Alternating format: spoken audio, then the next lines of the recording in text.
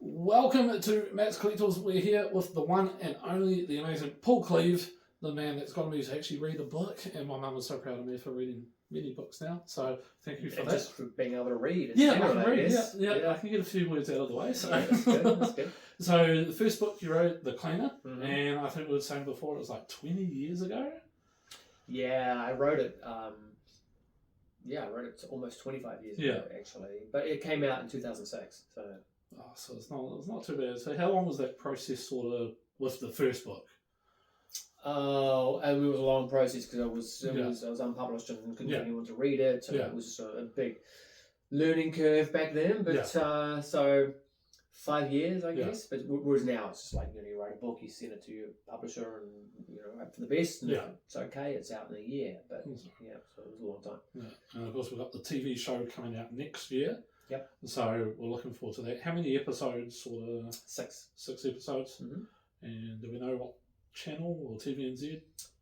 No, it'll be on Sky and Neon. Oh, nice. So we'll look out for that. So we'll let you know when that comes out. So if you're going to, because we have Funko Pops, we've got some Funko Pops here. If you're going to do Funko Pops of any of the characters, what would you do?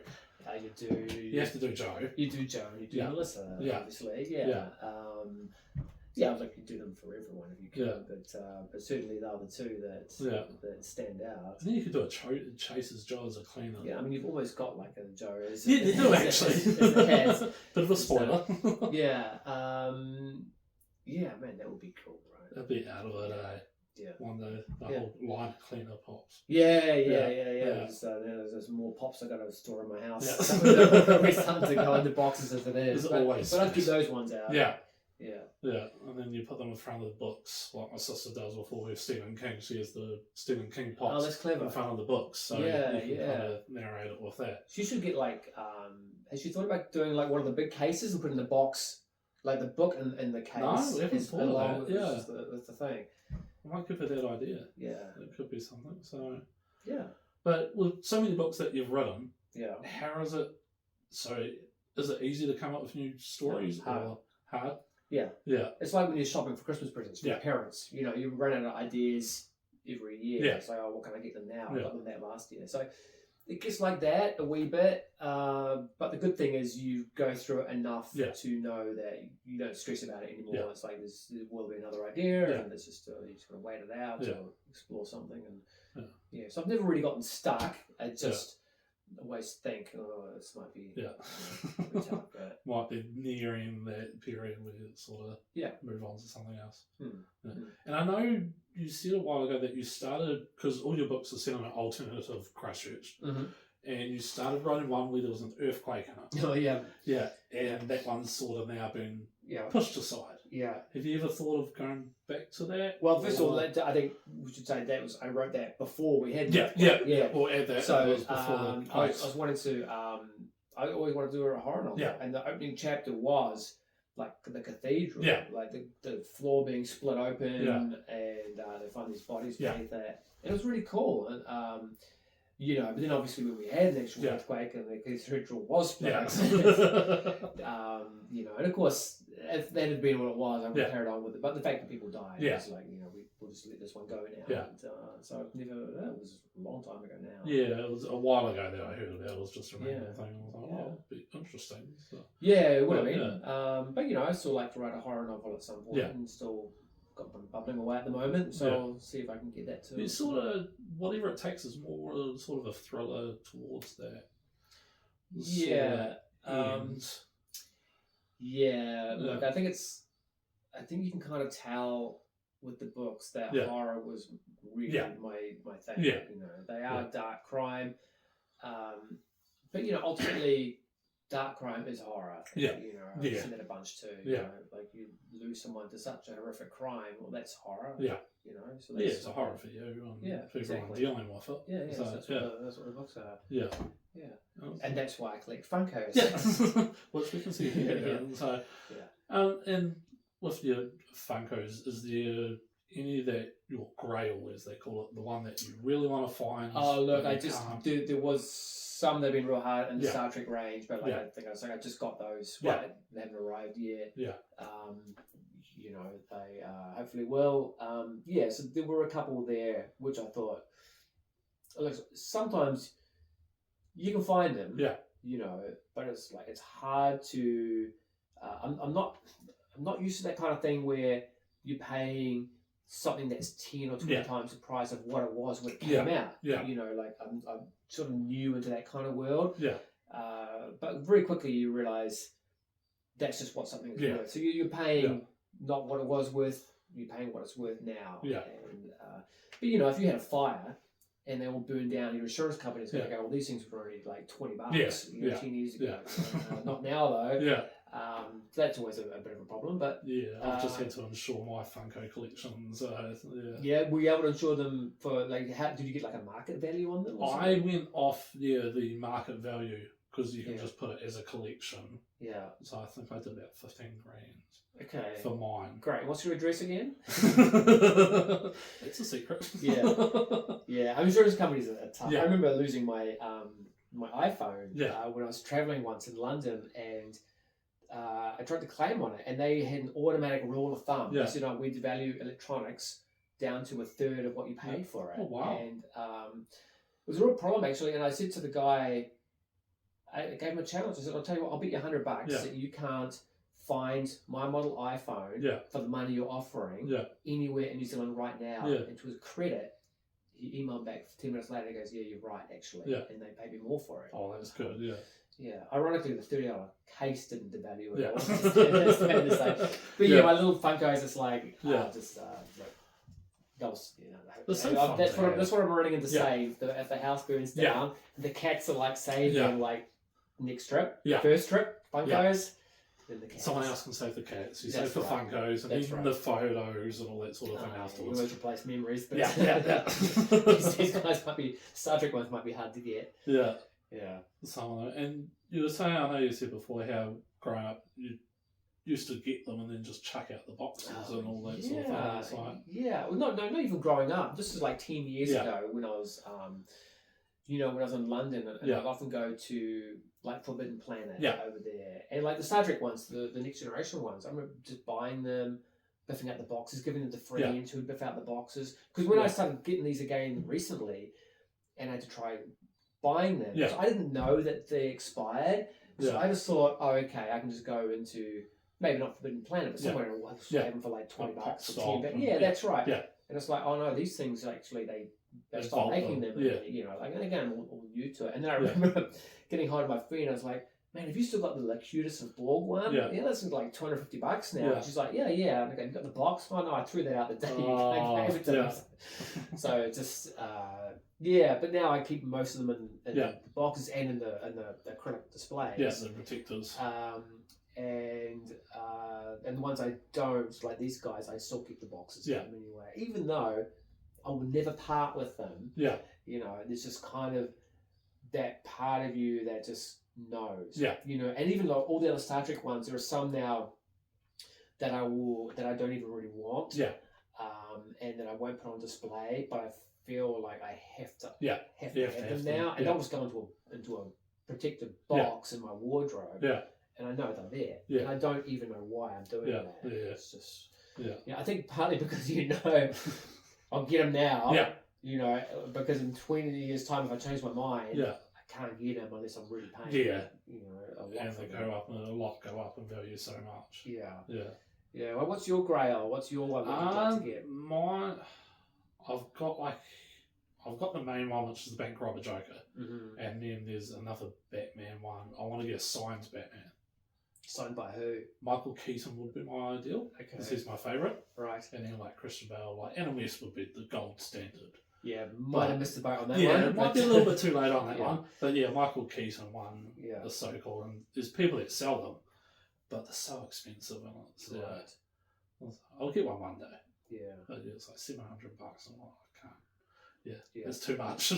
It's that weird thing, right? Like, you really want it, and it might be worth that, but it's like $700. That's like how can you value a little piece of plastic. Well, that's what I know, like a TV, would cost. Something or a small TV. Oh, yeah, you get a massive TV for that, and I was like, well, $700 with a squiggle on it, pretty much Yeah, is all it is. Yeah, exactly. Nobody's really going to want to see the value in it. Yeah. So, look, the thing with me is it's not really the value of them. They just make me happy. Yeah.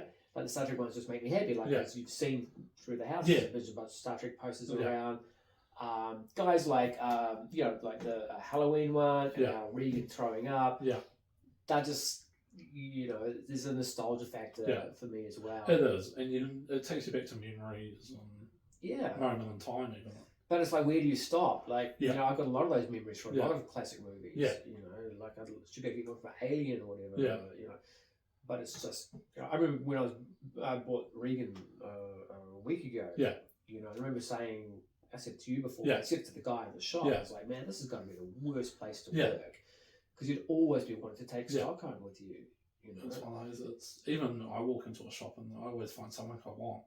Yeah. And I have to stop myself buying it just because I don't need to start another line. But there's also got to be a point where you go, look, I'm not going to buy that one, and 5 years later, that one could be worth like $500 now or $1,000, and you're like, man, why didn't I just, But then you're in that mindset of, do I have to keep one of everything, in case it does go up in value, or, so that's why I try to think about that. It's just if I like it, I'll get it. So are you, because with Funko, there's always the out of box versus in the box. Yeah. Where do you see yourself? Well, look, because you have out of the box and you have in the box. Yeah, like I have a few floating around that are in boxes. Like all the Star Trek ones are in boxes because, actually, no, that's not true. All the old collectible ones are all in boxes and in those acrylic cases. Yeah. I used to quite like them just loose like this, and the ones in my office are quite loose. But I like the look of them in the real thick, like full acrylic. They look great. I used to like them just in the boxes, like we were saying before, but I don't like that look anymore. So either loose, in which case the boxes go away, or in the really good looking. I think everybody, when they first start collecting, they're like, no protectors, just in the box, as we were saying. And then the more you get into it, the more you go protectors. Well, you can start to stack them. Yeah. Is the big thing. Yeah, and they're a lot safer and not squished or anything. Yeah. And also, it sounds weird, but like the light reflects consistently off the boxes. Yeah. Whereas you've got the kind of like the thin plastic of the thing that catches the light differently all the time. Yeah. And, some of them don't look so great, and some of them don't don't join that well up here and everything. Yeah, there's like little gaps. And stuff yeah. But the boxes. We're so nerdy right now. Yeah. But the acrylic boxes, they hide all that. Yeah. They make it look quite cool and nice and solid. Are they any like UV? You can get UV ones, yes. Yeah, but are they as clear to look through, or they just... I think they are. Okay. Yeah. I think they're just a little bit more expensive range. It's like, of course, with anything, the more you want to protect it, the more you end up paying. Yeah. But you can get like black light protectors, all that sort of thing. Yeah, I mean, it's a whole thing you've got to weigh up of just wanting to enjoy it against trying to protect it and its value. Exactly. Yeah, I think I've got a pretty good balance downstairs because they're on display, but they're not in the light. Yeah. Look, I mean, you'll see, I guess soon, but they're not really on display the way I'd like to be. At the moment, I'm just stuffing them into a bookcase until I find somewhere for them. Or I was thinking of building like nice little display. Yeah, like a display thing. Yeah. Which I can do. Yeah. Like that cabinet there, I bought that a couple of years ago. I can do something similar to that. And just, compartmentalize it from the Funkos. Just have them standing there. So I should just rebuild that, put the amp on top. That would look kind of cool. Yeah. So I will do something, but I'm just frightened of this, the sunlight getting on there. Yeah, that's the hard bit. Well, it's such a slow burn because you don't know. No, you don't realise it until you take it away and then you see that the colours slightly fade. Like all my cool Star Trek posters around the house. So there's one right there. Yeah, that's faded a lot. Yeah. They still look cool though. Yeah, they do actually. Yeah. Look, I don't want people to think that I'm like dressing up in my Star Trek uniform and going out on Saturday nights. It's just don't wear my Batman uniform. It's just a Friday night thing. But it's just you know, I just Yeah. you know, I grew up with it, love it, and just having little Funkos is just a nice thing. And of course, since you're a Star Trek fan, you know, reading all the books, there's always some little reference to Star Trek. Is that where you specifically plan to put that in, or it just no? Look, I don't even know up? when I started doing that. Yeah. But it's certainly a thing now that I try to put into most books. Yeah. Yeah, I'm not sure. It probably happened 5 or 6 books ago, I guess. And sometimes more than others. Yeah. But now, every book I will actually try to put a Star Trek thing in there. Yeah. Yeah, because I noticed I think it was Whatever It Takes. And I think they said he grew up reading Star Trek comics or something. Right, yeah. And I was like, I get it now. With the pops and all that sort of thing. Yeah. So, well, now that you've been here, like, because you know, I've got a couple of books that have authors as main characters, and you probably recognise like half the stuff in this room as well. Yeah. You know, like one of them's got like the King Kong poster on the wall. Yeah, it's that one. King Kong there. Sometimes a name, like you trying to come up with a name for a character. It's like, let's find. Let's look at the Frankenstein poster. Let's look at the cast. Let's pick a name from that. So is that how you come up with character names? Yeah, often. Yeah, often it is. But now I've used most of them from the posters I have, so I just use I just go online now and pick just use a name generator. Yeah. Look, not so much for the main characters. You want to, you know, give them more of an effort than that. But just background characters, I'll do that. Yeah. And often you might update it as you move on. But right in that moment when you're writing, I've got to come up with a name. I don't want to spend 30 minutes going, you just throw a name in there, carry on. And if you need to come back. Yeah. Yeah, because sometimes you know if it doesn't work. Yeah. So that's the wrong name. Yeah. So it's one of those weird ones where you've got to come up with a character name and then you're sort of stuck with it a little bit. But then, you can go back and always change it if you really want to. Yeah, and we have actually with the new book. My editor wrote to me the other day. Yeah. And she said, "You've used these names before." Other things. I was like, "Oh, damn!" Yeah. So we just went back through and just picked completely different. Yeah. So that happens. So, of course, the new book is out. It's his favourite grapes. Yeah. This one here. So, feels like an interview now. Yes, there we go. That's the one. Yeah, new favourite grapes out everywhere. Tell us a little bit about this one since we're here and give everybody a chance. Oh, geez, that's put me on the spot. I haven't read it. No. What is it about? Like, it's. All my books are really hard to describe without giving stuff away. Yeah. Because what it's about is often the big twist. Yeah. So this one is just, it starts off with a boy who is abducted from school and just goes through a pretty miserable experience, actually. And it follows the sheriff who tries to find him. Yeah. And the consequences of that. And I mean, that sounds kind of, we've all seen that before, you know, and you'll start reading it and you go, oh, it's kind of cool, but I've seen that before. But then you won't have seen it before. You know, like all the others, there's always that point where it will become something like you've never seen before, and that's what this will do. But again, I can't really you can't say too much. And of course, you don't plan out your book, so I guess as you're writing it comes as a surprise to yourself as well. It's kind of, I'm kind of entertaining myself at the same time. Yeah. Like, I mean, you see at any given point the next couple of, maybe another chapter ahead, something like that, but never beyond that, and never the end. You know, that's always a surprise. Which is, I think is the best part of it. Even if you're surprised, then everybody else. It's always, it's the other cool thing is it's like my hobby became my job. Yeah. It still feels like a hobby, so I still enjoy doing it. So that's what I was saying. If you enjoy what you do, you never work a day in your life. And so I do work pretty much every day. Yeah. You know, like 7 days a week, I'll be in here at some point writing. Right. Yeah, I love it. All right, and because we've been going a wee bit and round it off, the most important question we always ask: favourite Batman. Oh, you know what? The easy thing here is just to go to Paul Cleave because that's your one. Yeah. Look, that's a tough one because look, I grew up with the Adam West one, you know, but that's a very different kind of Batman. Yeah. I guess the Michael Keaton one is very iconic for me because that was my youth in a way, and that was when it suddenly became very cool. It went from being comic-y to something, you know. A lot darker. Yeah, that's right. Yeah. You know, Val Kilmer was alright. Yeah. George Clooney was alright, I guess. Yeah. Although not really. I didn't mind Tom. I thought. You really? Yeah. You like There's only one I don't like, and that was Ben Affleck. I didn't like him as Batman, but yeah, the other ones I don't mind.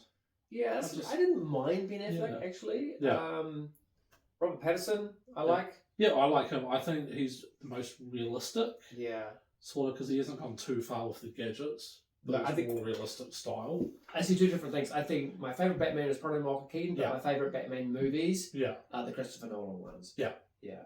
Christian Bale, yeah. Absolutely love those ones. Yeah.